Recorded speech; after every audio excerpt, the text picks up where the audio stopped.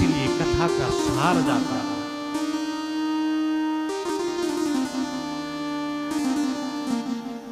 गृहस्थों की यहां गया तो वहां तो हालत और भी ज्यादा खराब हो गई।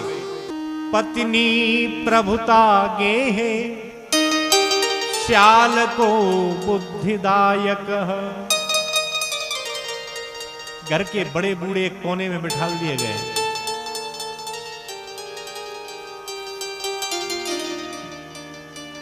घर की मालकिन बहू हो बहुत अच्छी बात है, होना चाहिए। बहू नई बहू घर की लक्ष्मी होती है, लेकिन बुजुर्गों का सम्मान एक अपनी अहमियत रखता है। आपको करना है वो करो अपने मन से, लेकिन कम से कम उनके सम्मान के लिए, बुजुर्गों के सम्मान के लिए पूछ लें उनसे। वो तो अपनी मर्जी से ही कह देते हैं लाला तुम्हें जो अच्छा लगे वो करो।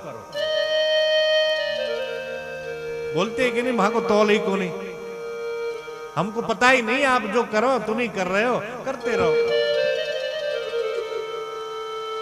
लेकिन जहां बुजुर्गों का सम्मान नहीं, वो गृहस्थी थोड़ी होती है, वो तो शमशान होती है।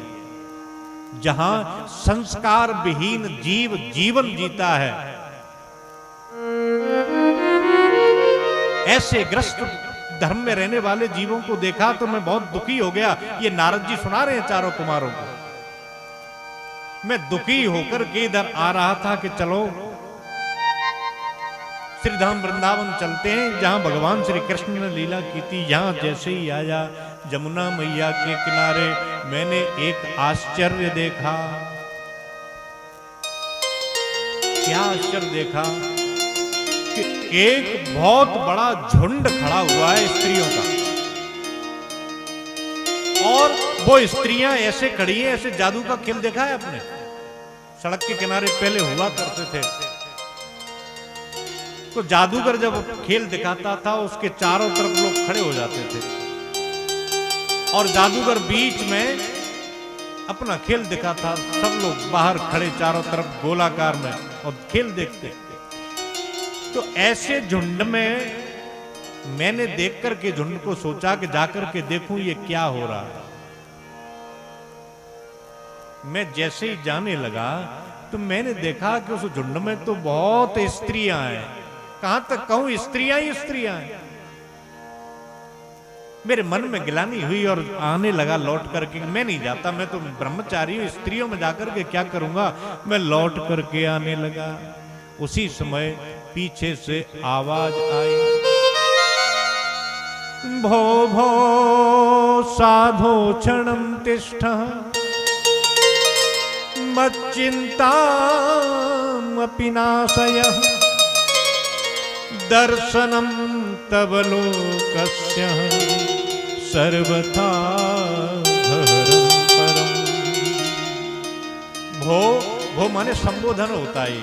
वो माने अरे अरे साधु महाराज, सारे महाराज जी रुको तो, एक क्षण रुको तो सही, आपका दर्शन तो पापों को नष्ट करने वाला है। मेरे इस दुख को भी दूर कीजिए आप।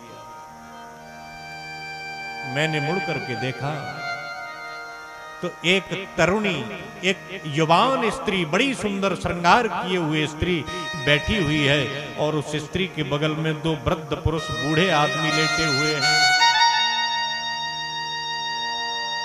मैंने पूछा देवी कौन है आप? तब स्त्री ने अपना परिचय दिया। अहम भक्तिर्तिख्याता इमौ में तनयौ मतौ ज्ञान वैराग्य नामानौ काल योगेन जर्जरौ। हे देवर्षि, ये जो स्त्रियां खड़ी हैं ये सब गंगा इत्यादि नदियां हैं। ये जो वृद्ध पुरुष लेटे हुए हैं मेरे बेटा हैं। एक का नाम ज्ञान है और दूसरे का नाम वैराग्य है। मैं भक्ति हूं। उत्पन्ने द्रविणे साहम वर्धे कर्नाटके गता क्वचिन क्वचिन महाराष्ट्रे गुर्जरे जीर्णतांगता।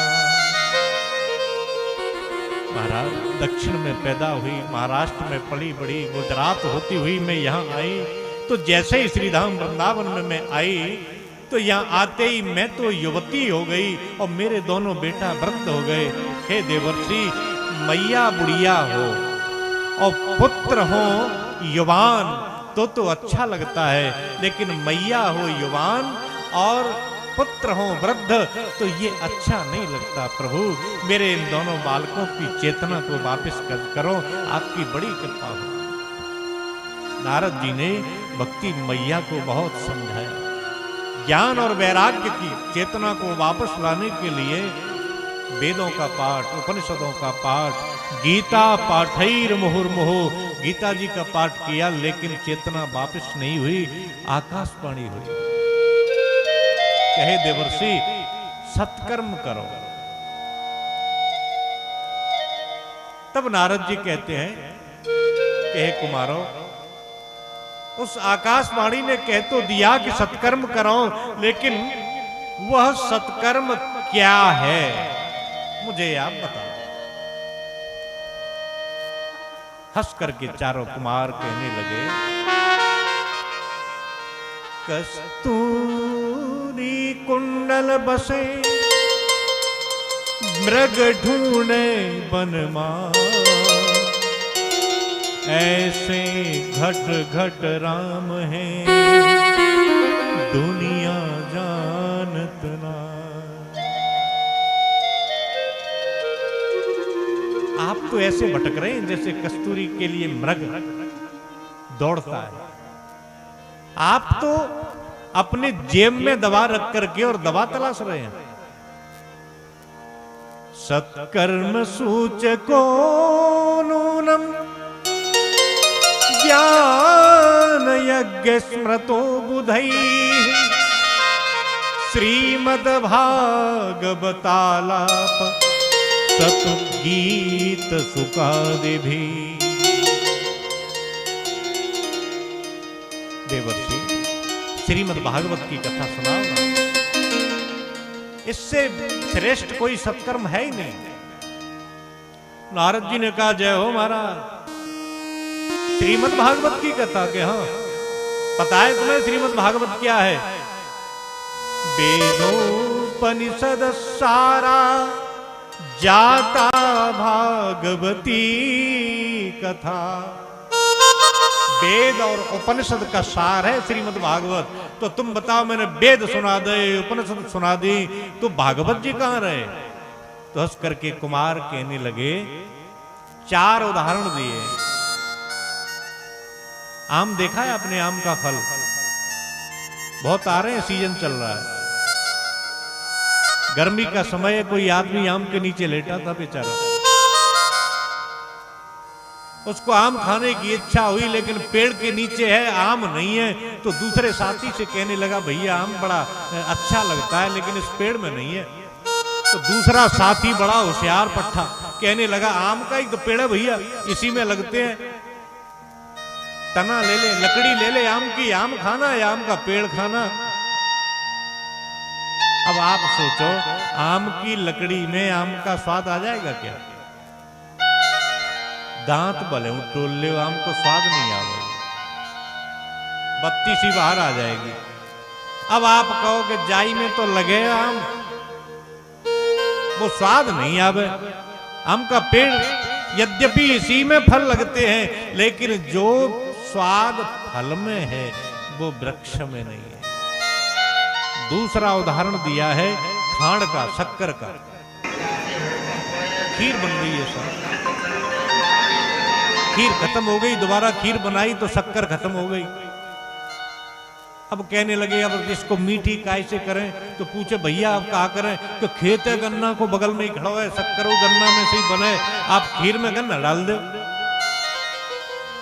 तो जो काम शक्कर करे वो गन्ना नहीं कर पाता। तीसरा उदाहरण दिया घी का। दीपक जलाते हैं अपन लोग और आज पूजा कर रहे हैं, साहब घी खत्म हो गया और गौरा जी बाबा की आरती नहीं हो पा रही, क्योंकि घी नहीं है। तो एक भला आदमी आकर के कहने लगा, अब दूध में से ही तो घी निकले, एक काम करो, दूध में ही बत्ती डुबा लो, दीपक में दूध डाल दो, फिर आरती करो, हो जाएगी क्या? नहीं होगी। तो अब लाख तर्क दो, किसी में से तो निकलता है घी, दूध में से। अरे लाख प्रयास करो, जो काम घी करेगा वो दूध थोड़ी कर पाएगा। उदाहरण दिए। तब नारद जी की समझ में आई कि हाँ सही कह रहे हो। यद्यपि श्रीमद् भागवत वेद और पुराणों शास्त्रों का, उपनिषदों का सार है, लेकिन जो काम सार वस्तु कर सकती है वो समग्र नहीं कर सकती।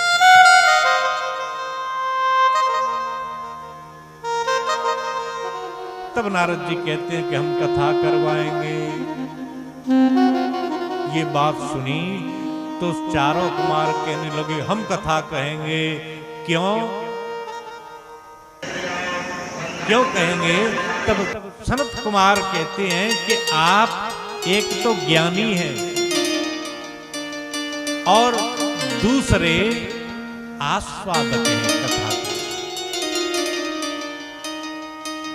कथा ज्ञानियों के मध्य हो तो वक्ता को बहुत ज्यादा गहराई में दृष्टांत देकर समझाने की आवश्यकता नहीं होती। प्रायः हर कथा में सुझाव आते हैं कि महाराज तुम गाते बहुत कम हो, भजन ही नहीं गाए महाराज, आप हंसाते नहीं हो, गाते नहीं हो। कथा एक ऐसा रस है जो अपने आप में पूर्ण है। प्रेम एक संपूर्ण साधना है। इस महासागर में से यदि एक भी मोती जीवन में मिल गया तो समझो जीवन सफल हो गया। प्रयास यही करेंगे। प्राय लोग ऐसा भी कहते, महाराज बड़ी अच्छी कथा कही आपने, बहुत अच्छी कथा कही, हम आपकी कथा से बहुत प्रभावित हुए। मैं निवेदन एक करूंगा व्यासपीठ से, आप कथा सुनो लेकिन कथा से प्रभावित मत हो। तब लोग कहते हम तुमंते बहुत प्रभावित भय महाराज, बहुत अच्छी कथा कहते। फिर मैं निवेदन करता हूं कि आप न मेरी कथा से प्रभावित होना और न मुझसे प्रभावित होना। यदि आप मेरे जीवन को और अपने जीवन को सफल करना चाहते हैं तो प्रभावित मत होना, परिवर्तित हो जाना।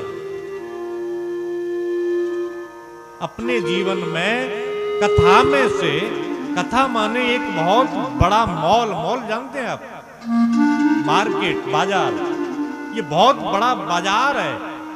इसमें हर जीव के उपयोग के सिद्धांत हैं। यहाँ योगियों, कर्मवादियों के लिए भी कथा है, ग्रस्त जीवन यापन करने वाले लोगों के लिए भी ये कथा है, सन्यासियों के लिए, वैरागियों के लिए, भक्तों के लिए, राजनीतिक नेताओं के लिए, चोरों के लिए भी कथा है। अब आपको जैसे बाजार में जाना होता है तो आप पूरे बाजार को खरीद के नहीं लाते, आप वही वस्तु खरीद करके लाते हैं जिस वस्तु की तुम्हें जरूरत हो।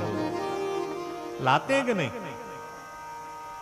तो कथा में से आपके मतलब का कोई सिद्धांत मिल जाए। मेरा तो केवल एक प्रयास रहेगा कि आप रोजाना एक नियम लेके जाओ। यही तो कथा है आज की, रोजाना एक नियम लेके जाओ, रोजाना एक। यदि रोजाना नहीं लेके जाते तो 2 दिन में एक नियम ले जाओ। नहीं झेल पाओगे तो 3 दिन में, अरे का कहें, 7 दिनों की कथा में एक नियम ले जाओ।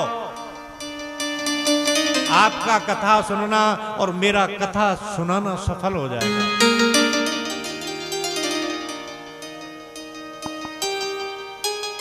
और कथा का सार भी यही है। नारद जी से चारों कुमार कहते हैं, नारद जी हम कथा सुनाएंगे, आप कथा सुनो। तो कहां सुने? अब ये बातें कहां हो रही हैं? बद्री नारायण क्षेत्र में। तीर्थ यात्रा के लिए जो लोग गए हैं उन्हें पता होगा। जानकारी के लिए एक बार पूछ लूं मैं आपसे। एक मेरी आदत और है, मैं कभी कभी पूछ लेता हूं बीच में, तो आप भी ध्यान देते रहना। बद्री नारायण क्षेत्र में यात्रा के लिए कौन कौन लोग चले गए हैं, जरा हाथ उठाना। बोलो गौरा जी महाराज की। बद्री नारायण क्षेत्र से हरिद्वार की दूरी ठीक उतनी ही है जितनी श्रीधाम वृंदावन से है हरिद्वार की दूरी। माने बद्रीनाथ से हरिद्वार, श्रीधाम वृंदावन से हरिद्वार बराबर दूरी पे है लगभग। तो चारों कुमार नारद जी से कहने लगे कि हम कथा तो सुनाएंगे और आप भक्ति ज्ञान और वैराग्य के निमित्त ये कथा करवाना चाहते हैं तो हम जजमान के घर नहीं जाएंगे। ध्यान देना आप। हाँ, इतना कर सकते हैं कि तुम्हारे यजमान ज्यादा चल नहीं सकते, सामर्थ्य नहीं है, तो आधी दूरी तक वो चल के आए और आधी दूरी तक हम चल के जाएंगे। तो वो बद्रीनाथ से नीचे उतर के आए और नारद जी के आह्वान पर भक्ति माता ज्ञान और वैराग्य को लेकर के इधर ऊपर की ओर गए और दोनों मिल गए हरिद्वार में।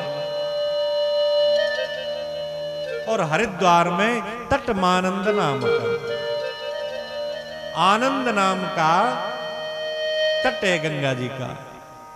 गंगा द्वार समीपे तु तटमानंद नामकम। अब यहां पर हरिद्वार का नाम लिखा है गंगा द्वार।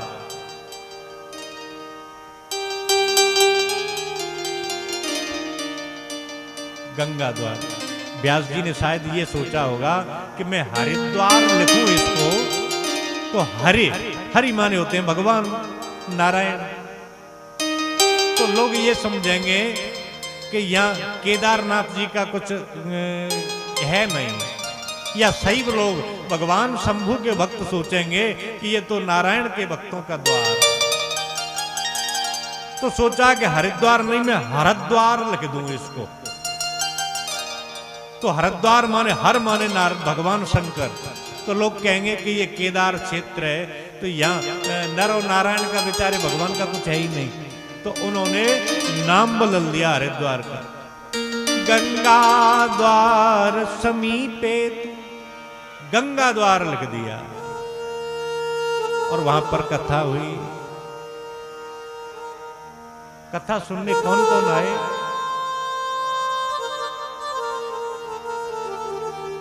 एक निवेदन करूंगा व्यवस्थापकों से, कथा के बीच में ये व्यवस्था, जिसको प्यास लगे ज्यादा वो उठ के चला जाए, पिया के हम पर रखें, नहीं तो परेशानी होती है। मेरा विशेष आग्रह है। हरि शरणम हरि शरणम हरि शरणम हरि शरणम। कथा का महत्व प्रारंभ हुआ। सदा सेव्या श्रीमद् भागवती कथा,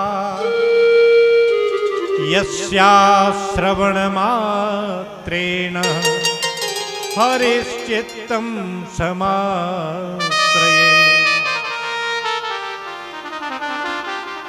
चारों कुमार वर्णन कर रहे हैं कथा का।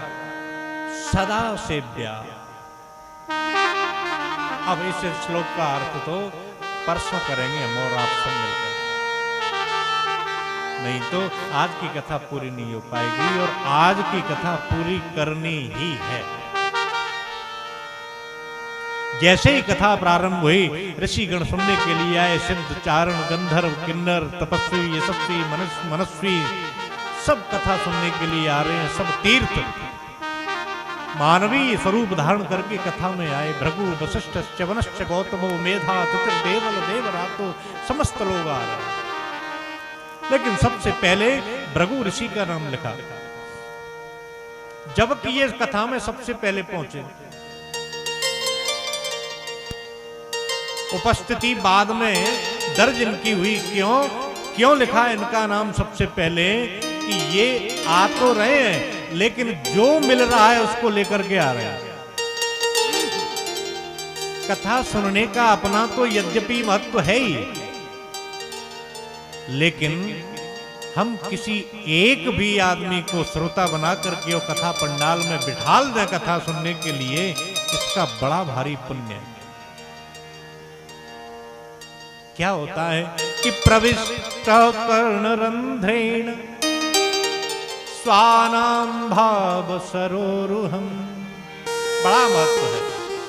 इसलिए ये आपको ध्यान देकर के इस बात को सुनना है कि कथा सुनने का फल जो है सो तो है ही, लेकिन दूसरे को लाकर के यहाँ बैठा करके सुनवाना कथा, इसका बहुत फल है। तो प्रयास करें हम और आप सब, कल से एक श्रोता पकड़ के जरूर लाएं।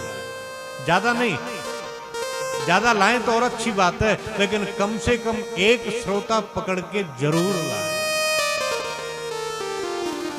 भक्ति मैया आई,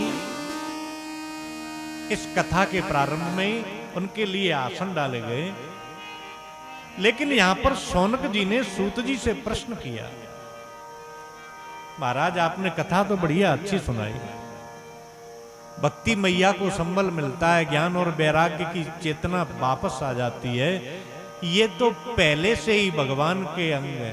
भक्ति मैया तो भगवान की धर्मपत्नी है, आह्लादनी शक्ति है। ज्ञान और वैराग्य भगवान के स्वरूप है, लेकिन इनके अलावा के विशुद्ध्यन्ति वदत स्वमय्यहम्, और कौन कौन शुद्ध हो जाते हैं ये हमें सुनाओ। तब कहते हैं सूत जी, यो मानवा पापकृतस्तु सर्वदा सदा दुराचार रता विमार्गगा क्रोधाग्निदग्ध कुटिलश्च कामिनः सप्ताय यज्ञेन कलौ पुनन्ति ते। कहां तक कहे महाराज, यो मानवा पाप कृतस्तु सर्वदा, जिस आदमी ने जब से होश संभाला है तब से पाप के अलावा कुछ किया ही नहीं हो, ध्यान देना, केवल पाप ही पाप किया हो, क्रोध की अग्नि में जो दिन रात जला हो, कुटिल हो, कामी हो, ऐसे लोग भी कथा सुन लें तो उनके हृदय में पवित्र प्रवेश कर जाता है। कहां तक करें, कोई प्राणी मरने के बाद अधोगति में चला जाए और उनकी सदगति के निमित्त मरणोपरांत भी यदि अनुष्ठान के रूप में श्रीमद् भागवत का पाठ, श्रीमद् भागवत की कथा कराई जाए तो मरणोपरांत भी ये जीव को मुक्त करने में सहयोग करता है। महाराज किसी की मुक्ति हुई है क्या? हुई हो तो सुनाओ। तब एक इतिहास सुनाते हैं। एक उत्तम नाम का नगर था जिसमें एक पंडित जी रहते थे जिनका नाम था आत्मदेव। बड़े धनवान पंडित जी, बड़े विद्यावान पंडित जी, बड़े ज्ञानवान पंडित जी, त्रिकाल संध्या वंदन करने वाले, किसी बात की कोई कमी नहीं थी उनके घर। केवल एक क्लेश था कि घर में कोई संतान नहीं थी। एक बार पंडित जी रात को सोच रहे थे कि क्या मेरे वंश में कोई ऐसा बालक नहीं होगा जो मुझे पितृ ऋण से ऋण कर दे। या मैं अपने पूर्वजों का अंतिम बालक बनकर के रह जाऊंगा? मेरे बाद मेरे पूर्वजों को पानी देने वाला कोई नहीं होगा। पंडित जी दुखी हुए, इतने दुखी हुए कि घर छोड़कर के मरने के लिए चले गए। प्रातःकाल हुआ, तब तक तो बहुत दूर जा चुके थे। एक सरोवर मिल गया उनको, सोचा कि इसी में डूब करके मर जाऊं। लेकिन एक संत आ गए उनके पास।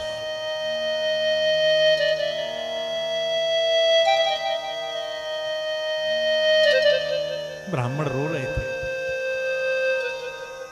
उस रोते हुए विप्र को देख करके संत ने कहा कि हे ब्राह्मण देवता, कथम रोदसी विप्रत्वं काते चिंता बलीयसी बदस्व सत्वरं मह्यं स्वस्य दुःखस्य कारणं स्वस्य दुःखस्य कारणं। हे ब्राह्मण देवता, आप क्यों रोते हैं? कैसी चिंता है तुम्हारे हृदय में? बदस्व माने कहिए, सत्वरम माने जल्दी कहिए। कोई आदमी आप रो रहे हो आकर के कहे, क्यों भैया क्यों रो रहे हो, बताओ जल्दी बताओ अब तो ऐसे कोई कहे तो समझ लो ये हमारी सहायता करने वाला आदमी है। पंडित जी ने समझा ये मदद करेंगे, तो कहने लगा कि मेरे कोई संतान नहीं है, मैं मरने आया था। तब ब्राह्मण से संत ने कहा कि आप इस जन्म की बात करते हैं, सप्त जन्मावधि तब पुत्रो नैव च नैव च। तुम जा जन्म की बात कर रहे हो महाराज, तुमको तो 7 जन्मों तक है ही नहीं पुत्र योग। ये बात सुनी तो पंडित जी ने धड़ाधड़ उनके चरणों में सर पटकना प्रारंभ कर दिया। महाराज अब तो मैं मरूंगा। क्यों? कि तुमने तो मेरे दुख को 7 गुना बढ़ा दिया। मैं तो ये सोच रहा था कि इस जन्म में मर जाऊंगा तो अगले जन्म में पुत्र मिल जाएगा। तुम कहते हो 7 जन्म, अब तो मैं मरूंगा और तुम्हें ब्रह्म हत्या लगेगी। महात्मा जी को खून ठंडो पड़ गया। अरे ब्राह्मण देवता, मुझको हत्या काहे क्यों देवे? कि महाराज तुमने मेरे दुख को 7 गुना बढ़ा दिया, अब तो मरूंगा मैं। तो महात्मा जी बड़े चमत्कारी थे, उन्होंने एक फल दिया। और आप ध्यान देना, या तो संतों के पास जाए नहीं, राजा, संत और गुरु, इन तीनों का अति निकट होना कभी कभी घातक हो जाता है, और इन तीनों से दूर रहना यह भी घातक हो जाता है। राजा के बहुत निकट चले गए, गलती हो गई, फांसी दे दी तो कौन बचाएगा? लेकिन निकट रहेंगे तो फायदा भी बहुत होते हैं। तो इन लोगों से अति निकर्ष नहीं होना चाहिए। यदि है तो बड़ी सावधानी से रहें। महात्मा जी ने फल दिया और कहा, स्पष्ट लिखा है श्रीमद् भागवत जी में, इदं भक्षय पत्न्याः ततः पुत्रो भविष्यति। इदम, इदम माने इसको, भक्षय माने ये इम्परेटिव। जो लोग जानते हैं व्याकरण, चाहे हिंदी का जानते हो, चाहे अंग्रेजी का जानते हो, चाहे संस्कृत का जानते हो, ये जो भक्षय लिखा हुआ है ये इम्परेटिव मूड की वर्ब है। ये आज्ञा सूचक धातु है, आज्ञार्थक धातु है। ये इसमें आज्ञा दी जा रही है महात्मा के द्वारा पंडित जी को कि इदम भक्षय, इसको खिला देना, खिला देना अपने हाथों से। किसको? पत्निया, अपनी पत्नी को। उससे क्या होगा कि ततः पुत्रो भविष्यति, तब पुत्र होगा। समझ गए आप? इस फल को अपने हाथों से अपनी पत्नी को खिला देना तो ही पुत्र होगा। लेकिन पंडित जी इतने खुशी भये, इतने प्रसन्न भये कि बिन सुनी नहीं कि देवता ने कहा कहिए। 2-4 नियम भी बताए खाने के, सत्य बोलती रहे, ज्यादा लड़ाई झगड़ा नहीं करें, ऐसे कुछ नियम बताए। पंडित जी दौड़ते हुए आए घर और क्या किया? पत्न्या पाणौ फलम दत्वा स्वयं यातस्तु कुत्रचित्। लिखा है क्या कि पत्निया माने पत्नी के, पाणौ माने दोनों हाथों में, फलम माने फल को, दत्वा माने दे करके, स्वयं यातस्तु कुत्रचित्, पंडित जी के तो चले गए। पंडित जी ने धर्म पत्नी जी के हाथों में फल दिया और स्वयं कहीं चले गए। बताओ, संत की बात नहीं माना तो क्या हुआ? बेटा नहीं मिला। अब उनकी जो पत्नी थी उनका नाम था धुंधली, जैसा नाम वैसा ही काम है। और वो सोचने लगी कि इस फल को मैं खाऊंगी तो गर्व रहेगा। फल भक्षेण गर्भस्यात् गर्भेणोदर वृद्धिता, स्वल्प भक्षम ततो शक्ति ग्रह कार्यम कथम भवे। फल खाऊंगी, गर्भ में बालक आएगा, बालक आएगा तो उदर वृद्धि होगी, पेट बढ़ेगा, और पेट बढ़ेगा तो मेरा आहार कम होगा, आहार कम होगा तो मेरे शरीर में ताकत कम हो जाएगी, और शरीर में जैसे ही शक्ति कम हुई तो मेरे गृहस्थी को काम कौन करेगा? मेरे घर को काम कौन करेगा? कौन करेगा मेरे घर गृहस्थी का कार्य? और जब मेरी गृहस्थी का कार्य मुझ पे नहीं होगा तो पति देव नंद को लेके आएंगे, ननद को। ननंदा संहरेस तदा, लिखा है। ऐसी बुद्धि जो संशय पैदा करे उसे कहते हैं धुंधली। कितनी कुतर्क कर रही है कि नंद आ गई, और नंद तो भाई महाचोटी है, चोरी करके ले जाएगी घर। पूरी गृहस्थी को सूपड़ा साफ करके चली जाएगी। याते तो अच्छो है कि मैं जा फले खाऊंगा ही नहीं। और क्या सोचा उसने? दैवात घाटी ब्रजेत ग्रामे पलायेत गर्भिणी कथम। कहूं मेरो उदर बढ़ गयो, पेट बढ़ गयो, गर्भ में बालक आयो। देखो कैसी सोच रही है। और जैसे ही बालक आयो और कहूं मैं घर में आग लग गई। ध्यान देना, भगवान नहीं करे कैसो है, कहूं लग गई तो मैं तो घर में ही बैठी बैठी जल के मर जाऊंगी, मैं भग भी नहीं पाऊंगी। कैसी कैसी कुतर्क कर रही है। और मेरे हिसाब से तो मुझे पुत्र चाहिए ही नहीं। इस संसार में 2 स्त्रियां बड़ी सुंदर है, बंध्या वा विधवा नारी। वे स्त्री बढ़िया है जो बांझ रह जाए, बंध्या हो या विधवा, क्योंकि उनको पुत्र ही नहीं होता। एवं कुतर्क योगेन नैव फल भक्षितवान्। ऐसी कुतर्क करी। अब आप देना ध्यान देना इस बात पे, ये जो कुतर्क कर रही है ये और कोई नहीं है, हम और आप सबकी बुद्धि है, संशयात्मिका बुद्धि, जो हर चीज में संशय पैदा कर। उसी समय पे उसकी एक सहेली आ गई। सहेली क्या, अत्यंत निकट की थी सहेली, तो उसकी बहन ही थी।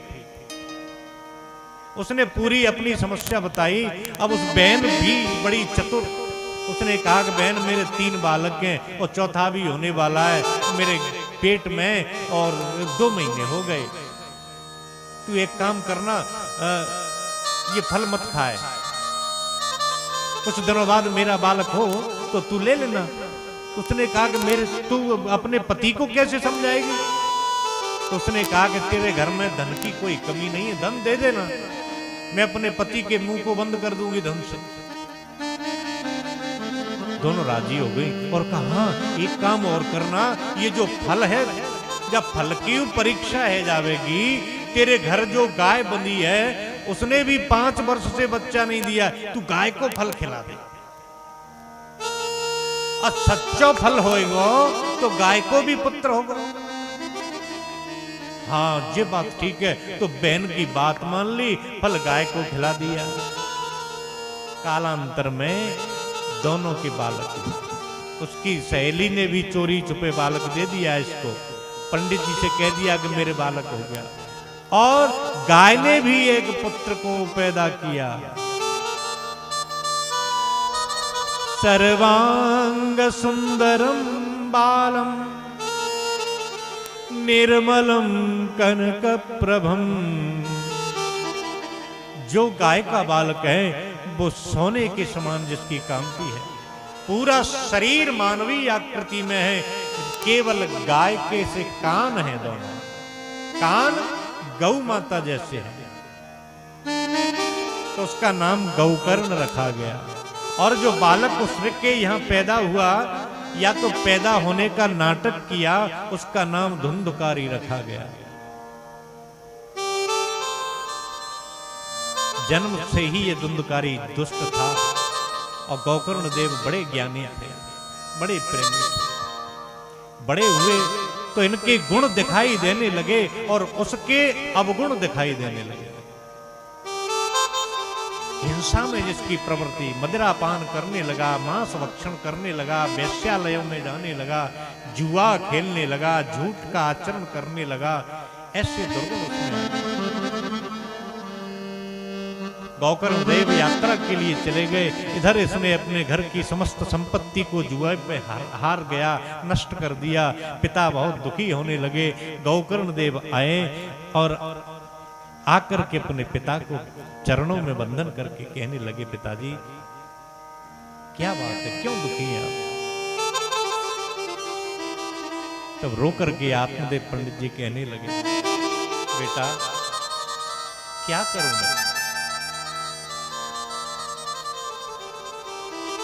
मैं घर में रह नहीं सकता। क्यों पिताजी? कि मैं घर में रहूं तो कैसे कहूं रहूं, इस धुंधकारी ने इस घर को नरक बना दिया। तो पिताजी वैराग्य लेकर के घर से बाहर चले जाओ। तो कहते हैं कि मन में इतना प्रबल वैराग्य भी नहीं है कि मैं घर को छोड़ करके जा सकूं। हे गौपुत्र, तुम ही मेरा मार्ग प्रशस्त करो। तो केवल 2 श्लोक सुनेंगे आप। आज की कथा जैसे मकान में नींव और पिलर जो काम करते हैं, आज की कथा का वही काम है। और देखो विडंबना, आज की ही कथा के लिए समय नहीं है। देहेस्तिमांस रुधिरे अभिमतिम त्यजत्वं जाया सुखादिसुखा ममतां विमुञ्चः पश्यानिशं जगदिदं क्षणभङ्गुनिष्ठा वैराग्य राग रसिको भवभक्तिनिष्ठः धर्मं भजस्व सततं त्यज लोक धर्मा सेवस्व साधु पुरुषा जहि काम तृष्णा अन्याश्च दोष गुण चिंतन मासु मुक्त्वा सेवा कथा रसमहो नितरा पिबत्वम्। पिताजी एक काम करो, हर जीव की यही समस्या है, बड़े ध्यान से सुनना, केवल 2 श्लोक का अर्थ है, उसके बाद जो ठाकुर जी की इच्छा होगी। हर जीव की 2 समस्या है, और समस्या क्या? 2 रस्सियां हैं, जो ही समस्या है, और इन्हीं 2 रस्सियों से हम और आप सब बंधे हुए हैं, एक अहमता और एक ममता। अहमता माने इस शरीर को हम अपना बांध बैठे हैं। अंधेरे में आप लोग बैठे हैं और लाइट चली गई, कोई निकल के आया, आपके पैर पर उसका पैर पड़ा और उसने पूछा, हाँ भैया कौन है कौन है? पैर पे पैर पड़ा, उसने पूछा कि कौन है, तो आप बोल गए कि मैं हूं रामदयाल, मैं हूं राम सिंह, मैं हूं कन्हैया लाल। ध्यान देना, वो पैर है कि कन्हैया लाल है? हाथ पर कहीं पैर पड़ गया, कहा कौन है भैया, तो कहेगा कि मैं राम सिंह हूं। हाथ है कि राम सिंह है? बस इस शरीर को ही हम ऐसा समझते हैं कि ये ही हम है। एक तो ये रस्सी शरीर से एकात्मता हो, इसको कहते हैं अहंता, और दूसरी रस्सी इस शरीर के नाते, जिसको कहते हैं ममता। ये शरीर क्या है? तो गोकर्ण देव बताते हैं कि देहेस्ते मांस रुधिरे, ये जो शरीर है ये मांस हड्डी मज्जा इत्यादि जो सप्त धातु हैं, इसके अलावा कुछ नहीं है। मनुष्य का जिस्म क्या है? जिस पे फूला है जहां एक मिट्टी की इमारत, एक मिट्टी का मकान,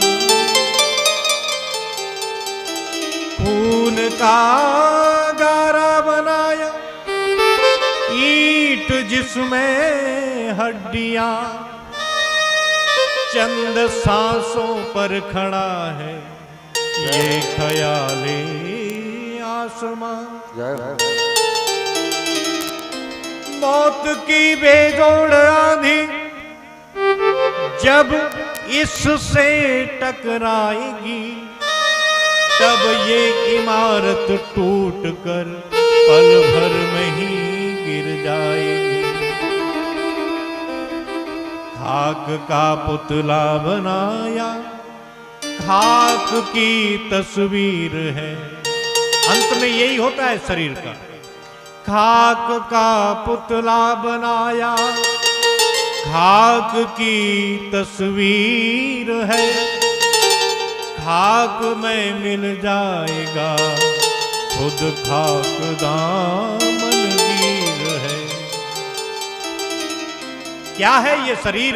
अस्थि स्तंभम स्नायुबद्धम मांस सौणित लेपितम चरमावनब्धम दुर्गंधम पात्रम मूत्रपुरीशयो। ये हड्डियों का ढांचा है जो नसों से बंधा हुआ है, मांस और सौंड से इस पर लेपन किया हुआ है और चमड़े से इसको लपेट दिया गया है। और क्या है ये मल और मूत्र का भाण है, इसके अलावा और कुछ नहीं। जिस गोरी चमड़ी को देख करके हम और आप बड़े प्रसन्न होते हैं, इस चमड़ी को उधेड़ करके एक बार देख लो तो देखना भूल जाएंगे। पिताजी जब ये शरीर अपना नहीं है तो शरीर के नाते अपने कैसे हो जाए? और यही ममता है। मैं और मोर तोरते माया, ये माया, यही ममता, ममता। अब फिर वही व्याकरण वाली बात, इसमें ताच्छल्य सफिक्स लगा हुआ है, इसमें प्रत्यय लगा हुआ है ताच्छल्य, तल प्रत्यय होकर के ताच्छल्य हुआ है। और इसका केवल एक ही मतलब होता है जिसमें ये तल प्रत्यय लग जाता है कि वह वस्तु जिसमें ये प्रत्यय लगा दिया वो उसका अर्थ होता है कि हम उसको अपना मानते हैं, वस्तु तो वह हमारी है नहीं। जैसे श्योपुर से हमको बड़ौदा आना है, बस में बैठ गए साथ, और बस को चलने में अभी 15 मिनट हैं। हमने सोचा कि छोटा बालक है, आगे से ही रोएगा कि दादा कहाँ लेके आए, काका कहाँ लेके आए, तो हमने कुछ लिया नहीं। हमने अपनी साफी ली और बस की सीट पे रख दी, अपना दुपट्टा बस की सीट पे रख दिया कि हम जा रहे हैं नीचे बच्चे के लिए केला ले आवे, और 2 किलो केला लेके आ गए। और जब तक हम बस में आए और कोई आए मान बाबू, हमारा दुपट्टा उठा के रख दिया दूसरी जगह पे और खुद सीट पे बैठ गए। अब हम कहें भैया खड़े हो जाओ, क्योंकि मेरी सीट है। हम कहें कि नहीं हमारी सीट है, वो कहे कि नहीं तेरी कैसे कि हमारी सीट है, कि मैं सीट पे दुपट्टा रख के गया था, कि बुरा तेरा दुपट्टा उठा ले लेकिन सीट मेरी है। अब दोनों में हो गई। बस वाला देख रहा है खड़ा हुआ बगल में, वो कह रहा है मेरी सीट है, और अगला कह रहा है मेरी सीट है। अब आप लोग बताओ वो सीट किसकी है? दोनों में से एक की भी नहीं है। देखने वाला जो बस का असली मालिक है वो हंस रहा है कि ये दोनों देखो कितने मूर्ख हैं, मेरी सीट है और दोनों मेरी मेरी कह रहे हैं। रे मन मूरख जन भगवान, जय हो। रे मन मूरख जन भगवान,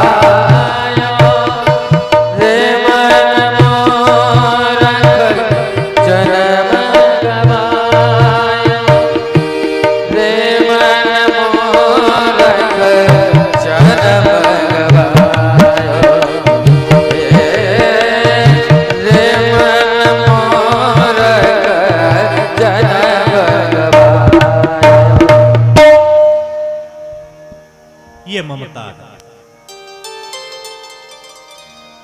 जो हमारी वस्तुता है नहीं, उसे हम अपना मान बैठे। सुंदर उपदेश किया, घर छोड़कर के पंडित जी चले गए। धुंधकारी बहुत स्वतंत्र हो गया, माता को परेशान किया। माता ने कुएं में गिरकर के अपना शरीर छोड़ दिया। माता के मर जाने के बाद धुंधकारी और स्वतंत्र हो गया। अब इतना स्वतंत्र हो गया कि 5 वेश्याओं को लाकर के अपने घर में रख लिया। ध्यान देना, ये कथा किसी धुंधकारी की नहीं है।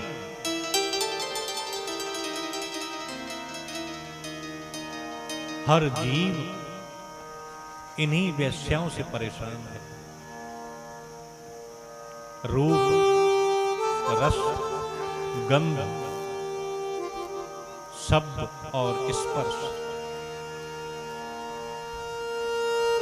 इन्हीं में लगे हैं। जब तक हम इन्हीं के लिए कार्यरत हैं, इन्हीं के लिए कर्म कर रहे हैं, तब तक हम धुंधकारी तो हैं ही, और क्या है।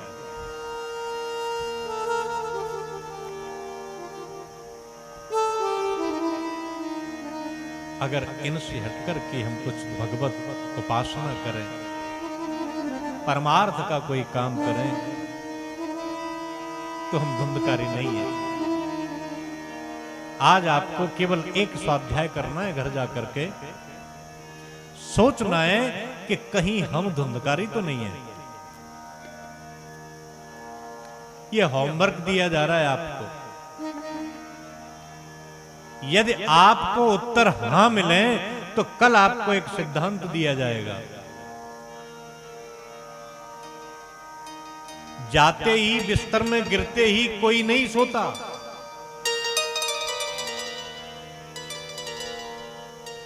इतने निर्लिप्त हम है ही नहीं कि गिरे और सो गए। इतने अच्छे कर्म शायद हमने किए ही नहीं। जब तक नींद नहीं आए तब तक सोचना कि हे भगवान, हम धुंधकारी तो नहीं है। शब्द स्पर्श रूप रस और गंध में ही तो नहीं घूम रहे हम। इसके अलावा कुछ कर रहे हैं कि नहीं कर रहे? धुंधकारी उन वेश्याओं को लेकर के आ गया। वेश्याओं को चाहिए धन, चोरी करने लगा। जब इसका देखा कि बहुत अपार धन लेके आया, राजा के यहाँ चोरी की, तो इसको मार करके वेश्या धन लेकर के चली गई और ये अधोगति में चला गया। गौकर्ण देव आए और अपने घर रुके तो ये कभी मेढ़ा बने, कभी बकरा बने, कभी हाथी बने, कभी अग्नि बनकर प्रकट हो जाए। तब गौकर्ण देव ने अभिमंत्रित जल इसके ऊपर फेंका, तब इसको बोलने की सामर्थ्य आई। पूछा कौन है भैया? तब ये रोने लगा धुंधकारी। अहम भ्राता त्वदीयोऽस्मि धुंधकारी नामतः स्वकीयेनैव दोषेण ब्रह्मत्वं नाशितं मया। हे भ्राता, मैं तुम्हारा भाई धुंधकारी हूं। मैंने अपने बुरे कर्म करने के कारण अपने ब्रह्मत्व को नष्ट कर दिया। भैया, मैंने सुन लिया था कि तुम मर गए हो, तो तुम्हारे निमित्त मैंने गया में श्राद्ध किया, तुमको गंगा जी में ले गया, पिंडदान किया। तो धुंधकारी कहने लगा कि गया श्राद्धेन सतैन न मे मुक्तिर्भविष्यति। तुमने गया में कितनी बार श्राद्ध किया? एक बार किया भैया। तो तुम एक बार क्यों 100 बार कर दो, लेकिन मेरी मुक्ति होने वाली नहीं है। यहां पर एक बात ध्यान देने की है। हमारे गरुड़ पुराण में लिखा है कि गया श्राद्ध मात्र से कितना भी बेचारा दुखी प्रेत हो, बिगड़ा हुआ प्रेत हो, उसको मुक्ति मिल जाती है। और श्रीमद् भागवत जी कहते हैं कि 100 श्राद्ध करने के बाद भी नहीं होगी मुक्ति। तो एक पुराण में झूठी लिखी है बात। कई बार लोग पूछने भी आते हैं। बात तो सही है, या तो उसमें झूठा लिखा है या यहां झूठा है, लेकिन ऐसा नहीं है। दोनों पुराणों में सत्य है, सत्य के अलावा कुछ नहीं है। आप ध्यान देना, जब अपन श्राद्ध करते हैं तब पंडित जी संकल्प करवाते हैं। संकल्प करवाते नहीं, अमुक गोत्रो हम, अमुक नामो हम, मम आत्मन, मेरे भाई, ऐसा करते नहीं। तो ईमानदारी से सोचना कि गोत्र गौकर्ण देव ने लिया होगा आत्मदेव पंडित जी का, यही तो लिया होगा। अब आत्मदेव पंडित जी का बालक था धुंधकारी, अभी आप सुन रहे थे, नहीं वो तो नहीं था, क्योंकि संकल्प में गोत्र आत्मदेव का लिया और धुंधकारी तो उनका बेटा ही नहीं था। संकल्प पूर्ति कहां से होगी? पुराणों में कभी कुछ असत्य नहीं है। हम अपने भ्रमवश कभी कुछ कह देते। जो चीज हमें नहीं पता है तो समझ लो झूठ है। भाई हम सर्वज्ञ थोड़े ही हैं, हमें नहीं पता है इसका मतलब यह है कि वो झूठा है। नहीं, ऐसा नहीं है। हमारे मनीषियों ने जो लिखा है वो एकदम 100% सत्य है।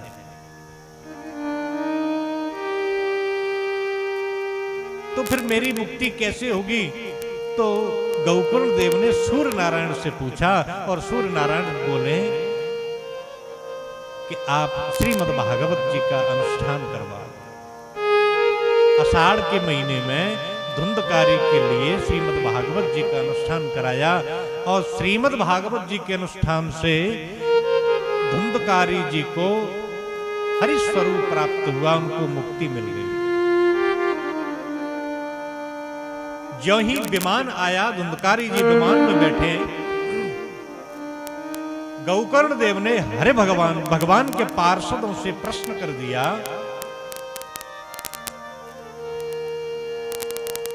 कि एक बात बताओ, मेरी कथा तो इतने लोगों ने सुनी और मुक्ति केवल धुंधकारी को, विमान केवल धुंधकारी को।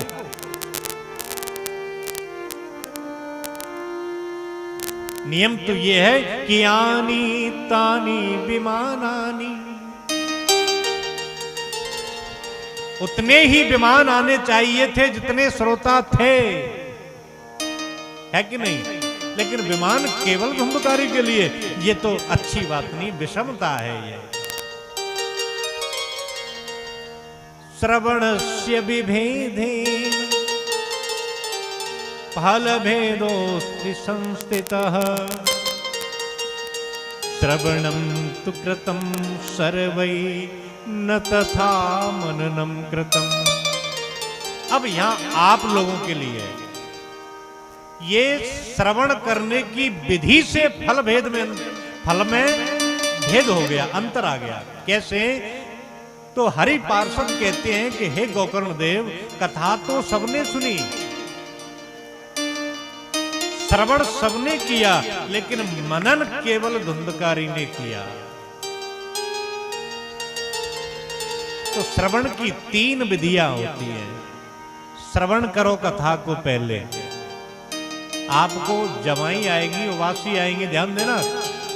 आप मन लगा करके कथा सुनेंगे, आपको आलस आएगा। आलस आए तो थोड़ा बहुत इधर उधर खिसक लो, लेकिन सुनो ध्यान से, मन लगाकर और सावधानी पूर्वक। एक हो गया नियम, माने श्रवण करो, फिर घर जाकर के जब बिस्तर में लौटो तब मनन करो कि आज हमने कथा में क्या सुना। यह हो गया मनन।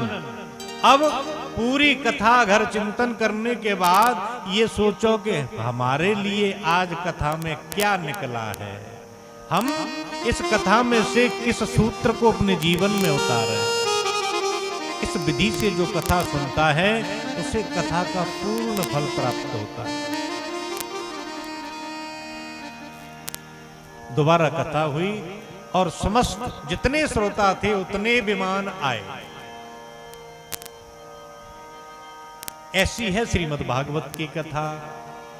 जो प्राणी इस कथा को करवाना चाहे उसके लिए भी कुछ नियम है, ये भी जल्दी जल्दी सुन लें आप।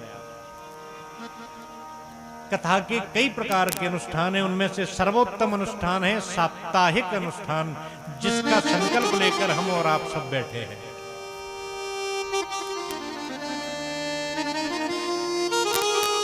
कथा 2 प्रकार से कही जाती है, सुनी जाती है, एक सकाम और दूसरी निष्काम।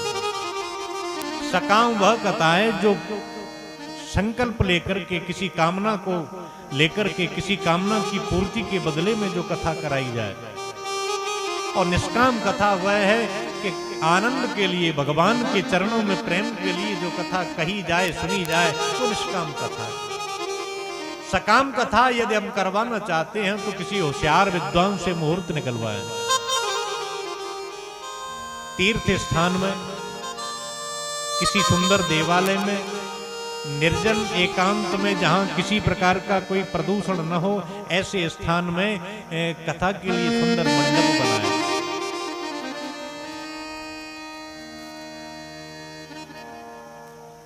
और कथा करने वाला ब्राह्मण कैसा हो?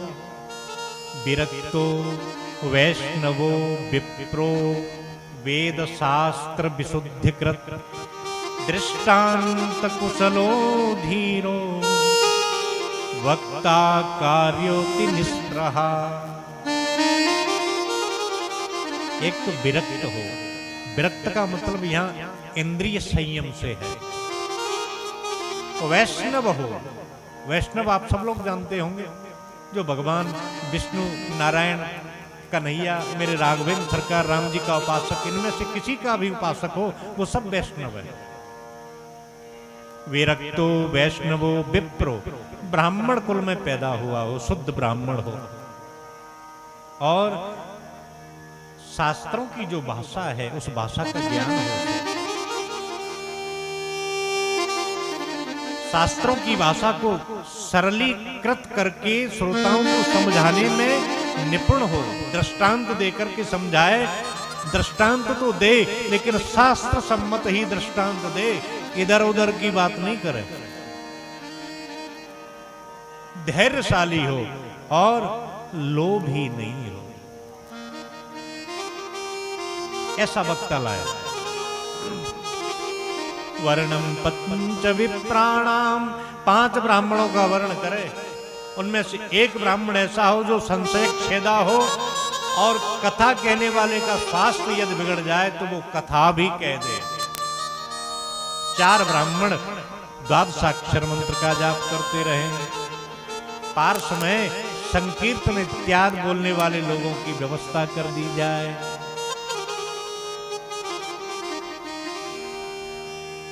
और अब श्रोताओं की, आपके लिए भी नियम है कुछ।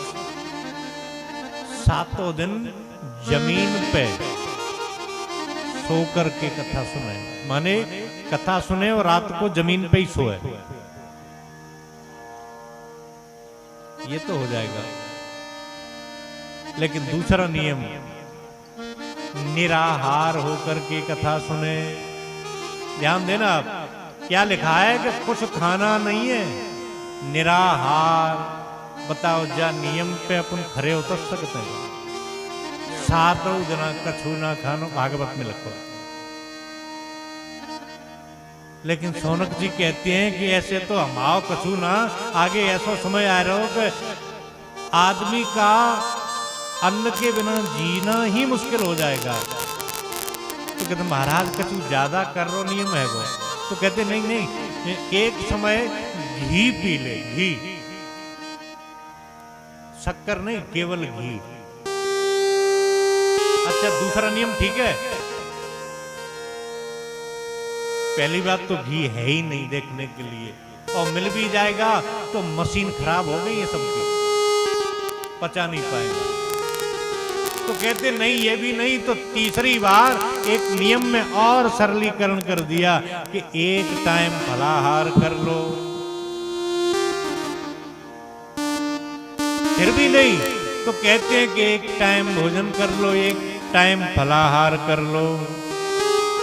फिर कहते हैं इतने पे भी नहीं बने तो भोजनम तु बरम मन्ये, कथा श्रवण कारक। 5 बार भोजन करो, ऐसे हिसाब से रहो, चाहे खूब खाओ लेकिन कथा में मन लगे, कथा सुने, ऐसी विधि से रहो। नोपवासः बरह प्रोक्तः, कथा विघ्न करो यदि। उपवास करने से कथा में विघ्न होता है तो उपवास भले ही मत करो, ऐसे रहो जैसे कथा में मन लगे। समझ गए? ऐसे कथा सुनो और मन ही मन में द्वादशाक्षर मंत्र का जाप करते रहो। काम, क्रोध, लोभ, मोह, मत्सर, इनको 8 दिन के लिए कहीं धो करके बक्से में डाल दो। समझ गए? इनसे दूर रहना है 7 दिन तक। अगर इन नियमों को जीवन में उतार करके कथा सुनो, यदि परिवर्तन नहीं आए, भगवत कृपा नहीं बरसे, तो आप 8वें दिन हमसे शिकायत करो। ये सूत जी वर्णन कर रहे हैं, उधर नारद जी कथा सुन रहे हैं। सौनकादि 88,000 ऋषियों को सूत जी सुना रहे हैं, नारद जी सुन रहे हैं सनक सनंदन सनातन और सनत कुमार के मुखारबिंद से। उसी समय एक संघ प्रकट हुआ वहां पर, उस संघ में बड़ा भारी संगीत उत्पन्न हुआ, प्रकट हुआ। एक टीम आ रही है।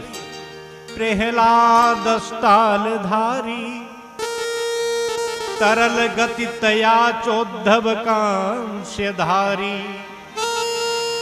वीणाधारी सुर ऋषि पर कुशल तया राग करतार्जुनो भू इंद्रो वादिन मृदंगम जय जय शुकरा कीर्तने ते कुमारा यत्राग्रे भाव भक्ता सरस रचनया व्यास पुत्रो बभूव। उस संघ में कौन कौन थे कि प्रहलाद तालधारी, प्रहलाद जी प्रकट हो गए। क्या बजा रहे हैं? तालधारी। ताल के दो अर्थ होते हैं संस्कृत में। ताल माने ताली बजाना और ताल माने तबला बजाना। उद्धव कांस्यधारी, उद्धव जी प्रकट हो गए, वो कांसा बजा रहे हैं। कांसा माने झांझ, जानते हैं आप लोग? झांझ बड़ा मजीरा जैसा होता है। वीणाधारी स्वर ऋषि, नारद जी वीणा बजा रहे हैं। अच्छा, गा कौन रहा है?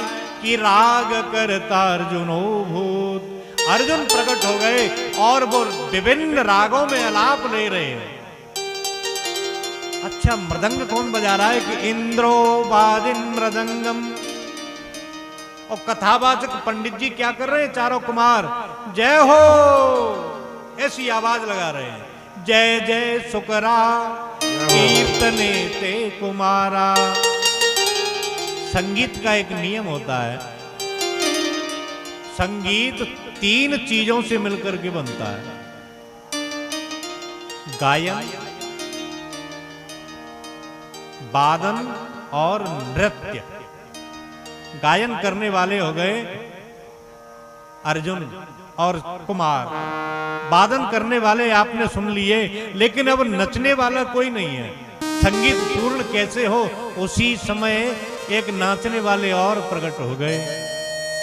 यत्राग्रे भाव वक्ता सरस रचनया व्यास पुत्रो बभूव। सुखदेव जी भगवान प्रकट हो गए और नाना प्रकार की एक्टिंग माने भाव दे दे करके नाचने लगे। श्री कृष्ण गोविंद हरे मुरारे, हे नाथ नारायण वासुदेव। श्री कृष्ण गोविंद हरे मुरारे, हे नाथ नारायण वासुदेव। श्री कृष्ण गोविंद हरे मुरारे, हे नाथ नारायण वासुदेव। श्री कृष्ण गोविंद हरे मुरारे, हे नाथ नारायण वासुदेव।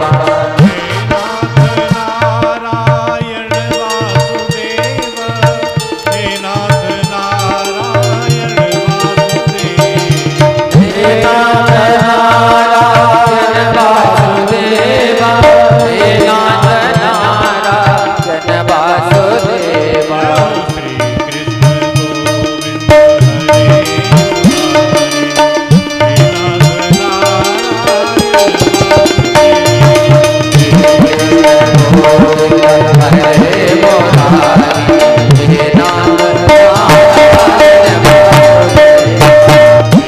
कृष्ण गोविंद हरे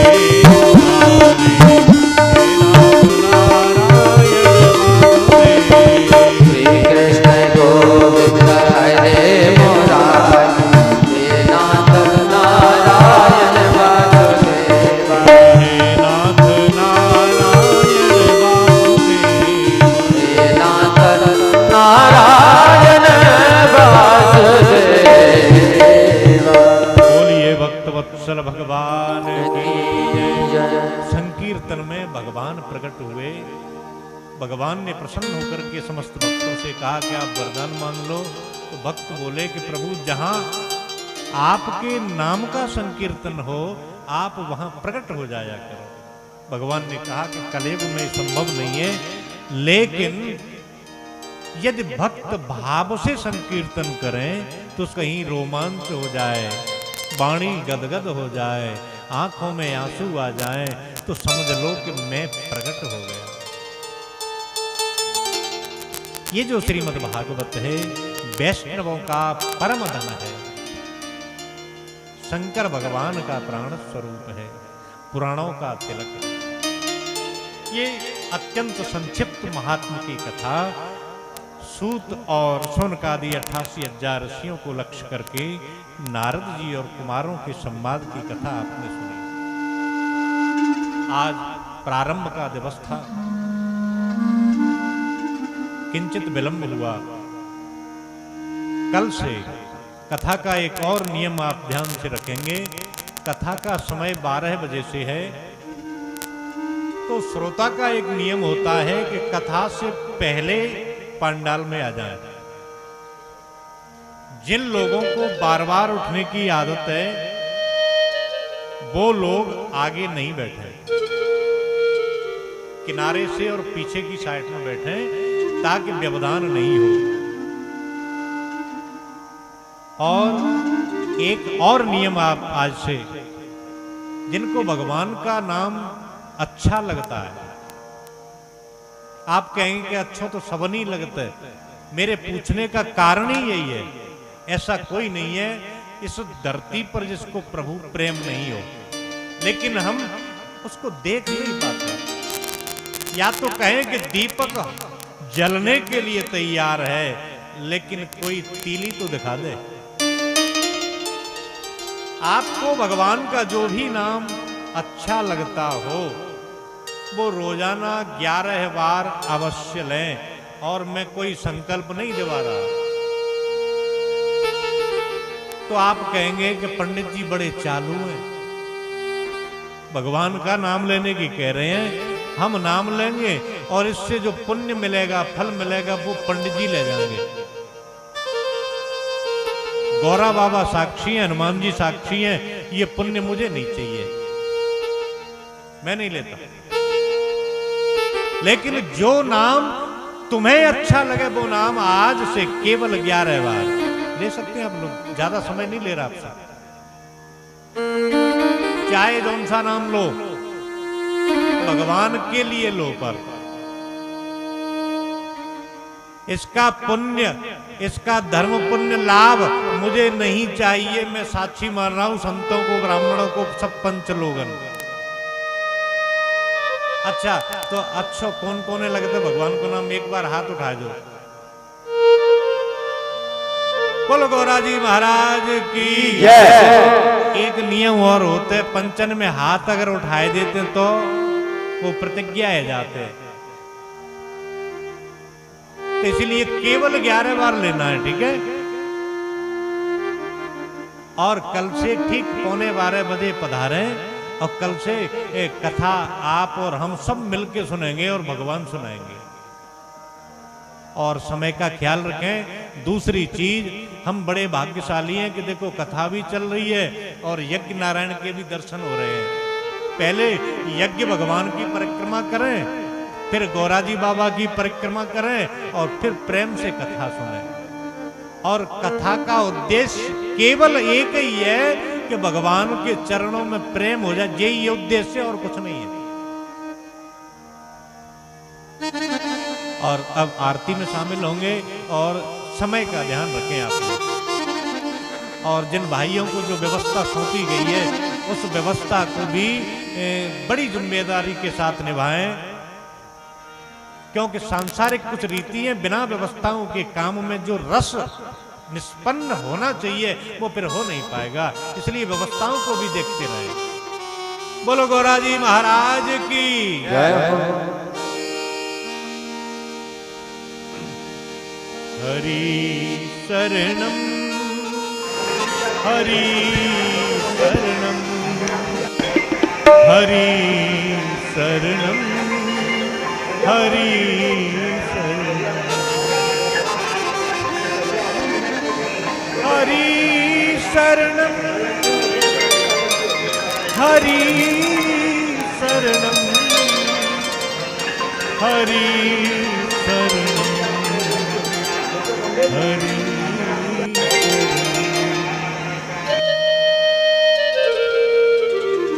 बोलिए हनुमान जी महाराज की जय।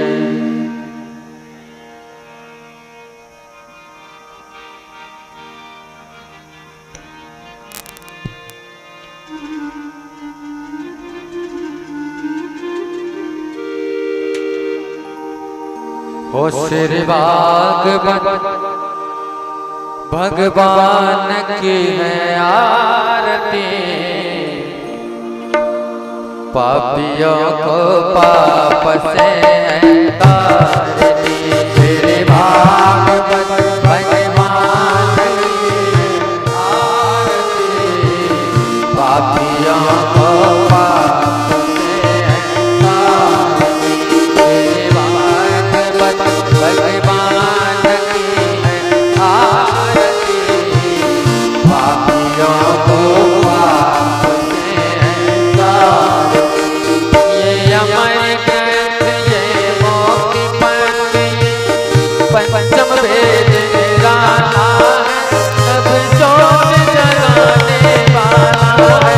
ये अमर ग्रंथ ये मोक्ति पंथ ये पंचम वेद निराला है, सब सोच जगाने वाला है। हर काम यही हर काम यही हर काम यही हर काम यही, जग के मंगल की आरती, पापियों को पाप से तारती। श्री भागवत भगवान की आरती, पापियों को पाप से तारती। ये शांति गीत पावन पुनीत, पापों को मिटाने वाला है, हर दर्द कराने वाला है। ये शांति गीत पावन पुनीत, पापों को मिटाने वाला है, हर दर्द कराने वाला है। ये सुख करनी ये दुख हरनी, ये सुख करनी ये दुख हरनी। श्री मधुसूदन की आरती, पापियों को पाप से तारती। श्री भागवत भगवान की है आरती, पापियों को पाप से तारती। ये मधुर बोल सत्य पंथ खोल,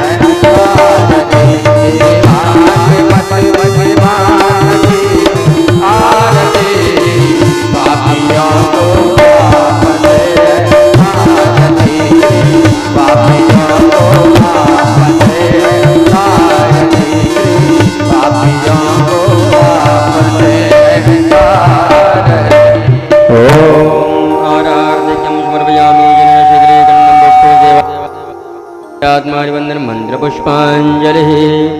ॐ यौः शान्तिरन्तरिक्षगो शान्तिः पृथिवी शान्तिरापः शान्तिरोषधयः शान्तिः वनस्पतयः शान्तिर्विश्वे देवाः शान्तिर्ब्रह्म शान्तिः सर्वज्ञो शान्तिः शान्तिरेव शान्तिः सामा शान्तिरेधि। ॐ यज्ञेन यज्ञमयजन्त देवास्तानि धर्माणि प्रथमान्यासन् तेहनाकं महिमानश्च चन्त यत्र पूर्वे साद्याः सन्ति देवाः। ॐ एकदन्ताय विद्महे वक्रतुण्डाय धीमहि तन्नो दन्तिः प्रचोदयात्।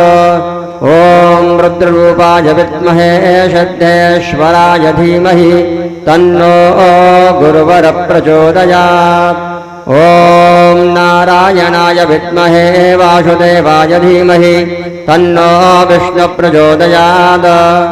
ॐ महालक्ष्मी च विद्महे विष्णुपत्नी च धीमहि तन्नो लक्ष्मी प्रचोदयात्। ॐ तत्पुरुषाय विद्महे महादेवाय धीमहि तन्नो रुद्रः प्रचोदयात्। ॐ कात्यायन्यै च विद्महे कन्याकुमारी च धीमहि तन्नो दुर्गः प्रचोदयात्। ॐ आञ्जनेयाय विद्महे वायुपुत्राय धीमहि तन्नो हनुमत् प्रचोदयात्। सेवन्ते कामकुलजन्बडपगजादिकरवीलरशालपुष्पैः बिल्वप्रबालशीदलमञ्जरी स्वां पूजयामि जगदीश्वर मे प्रसीद। नानासुगन्धपुष्पाणि यथा कालोद्भवानि च पुष्पाञ्जलिर्मया धृतज्ञान परमेश्वर। मन्त्रपुष्पाञ्जलिं समर्पयामि। बालकृष्णाय नमः। बोलिए बालकृष्ण लाल की जय। श्री भागवत भगवान की जय। व्यास जी महाराज की जय। सुखदेव जी महाराज की जय। परीक्षित जी महाराज की जय। वृंदावन बिहारी लाल की जय। बालकृष्ण लाल की जय। राधा रानी सरकार की जय। गोवर्धन नाथ की जय। श्री पवन हनुमान जी महाराज की जय। गौरा बाबा महाराज की जय। अयोध्या धाम की जय। अयोध्या नाथ की जय। रामलला सरकार की जय। शालिग्राम भगवान की जय। श्री धौरेन्द्र सरकार की जय। बाबा महाराज की जय। सिद्ध बाबा महाराज की जय। उमिया बाबा महाराज की जय। भैरव बाबा महाराज की जय। सभी सिद्ध शक्तियों की जय। सभी दैविक शक्तियों की जय। सदगुरुदेव भगवान की जय। भैरारे वाली मैया की जय। बशिया वाली मैया की जय। कादम्बरी मैया की जय। सती मैया की जय। केला मैया की जय। दुर्गा मैया की जय।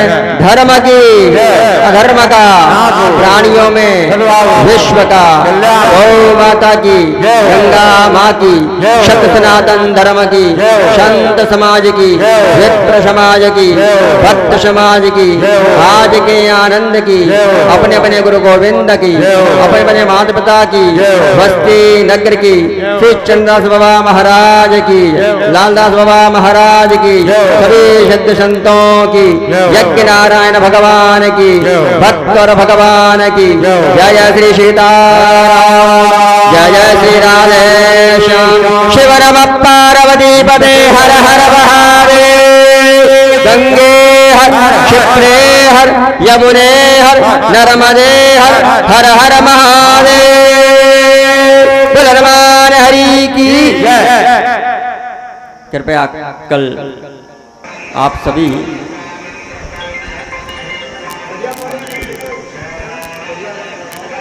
गौरा सरकार की जय।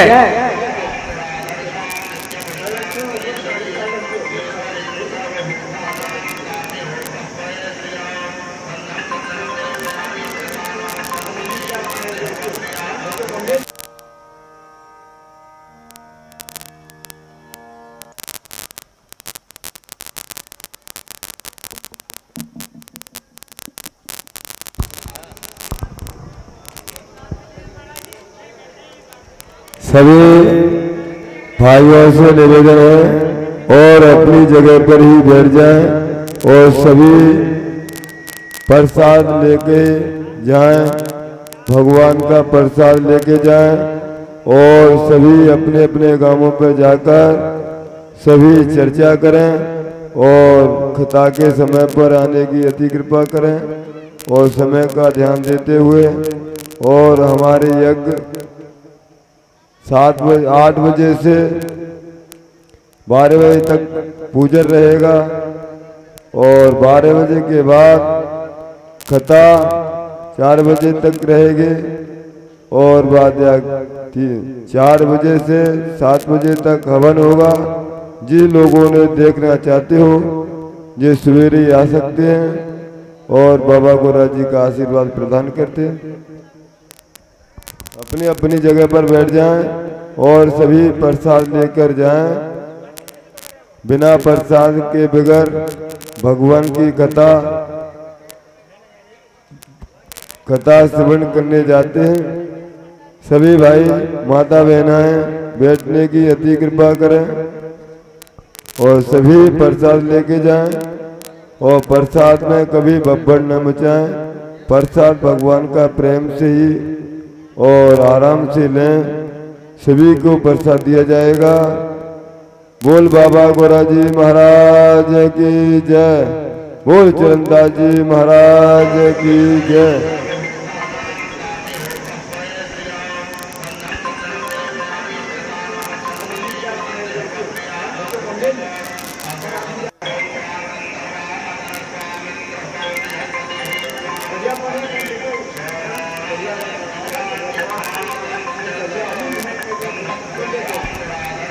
बोल गोरा जी महाराज की जय।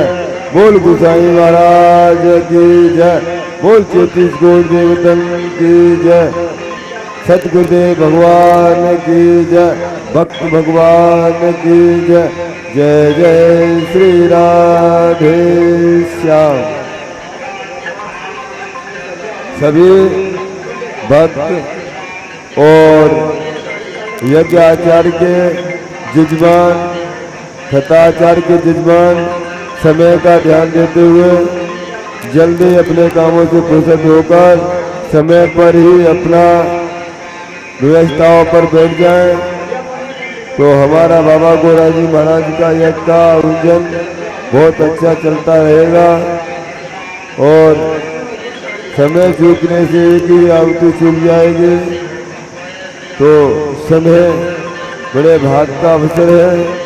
ये अवसर को खोना नहीं चाहिए।